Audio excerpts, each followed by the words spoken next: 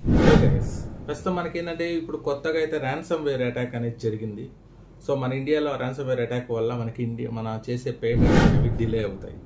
ఎందుకంటే ఈ ransomware attack చేయడం వల్ల 300 బ్యాంకులకి అయితే ఎఫెక్ట్ అయితే జరిగింది.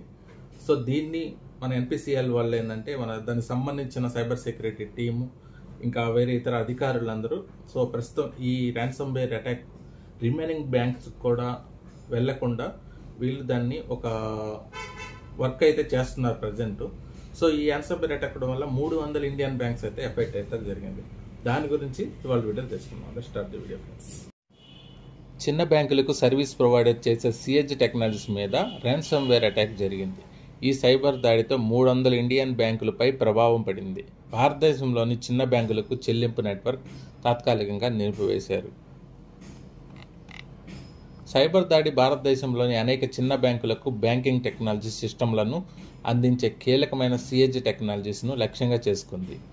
ఈ దాడి వల్ల చెల్లింపు వ్యవస్థలు ఆగిపోయి సాంకేతిక మౌలిక సదుపాయాల కోసం ఈ సిఎజ్పై ఆధారపడిన చిన్న బ్యాంకులు చాలా ఉన్నాయి.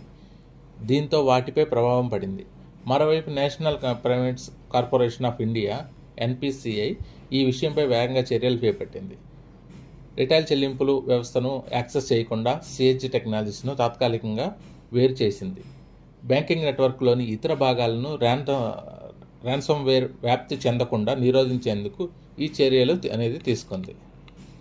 ర్యాన్సమ్ వేర్ అటాక్ కారణంగా ప్రభావిత బ్యాంకులకు కస్టమర్లు ప్రస్తుతం చెల్లింపు వ్యవస్థలను యాక్సెస్ చేయలేకపోతున్నారు. అయితే ఈ అంతరాయం వెంటనే పరిష్కారం అవుతుందని అంటున్నారు.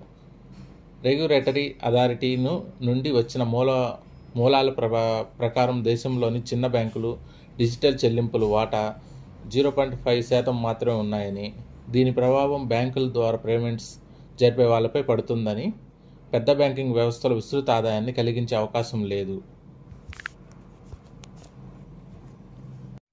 సైబర్ దాడి చెల్లింపుల నెట్వర్క్లోని ఇతర భాగాలకు వ్యాప్తి చెందకుండా మూసేందుకు ఎన్పిసిఎల్ ప్రస్తుతం ఆడిట్ను నిర్వహిస్తుంది.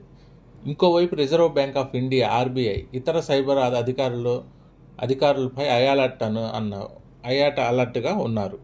కొన్ని వారాల కిందటే సైబర్ దాడులు జరిగే అవకాశం ఉందని బ్యాంకులకు హెచ్చరికలు జారీ చేశారు.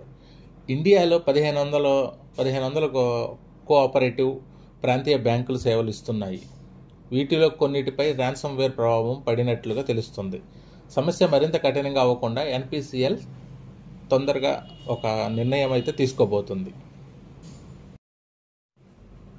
ఈ వీడియో మీకు నచ్చినట్లయితే ఛానల్ సబ్స్క్రైబ్ చేయండి. అలానే మరిన్ని ఇలా ఇన్ఫర్మేషన్ వీడియోస్ కోసం ఛానల్ని సబ్స్క్రైబ్ చేసి లైక్ చేసి షేర్ చేయండి. Thank you.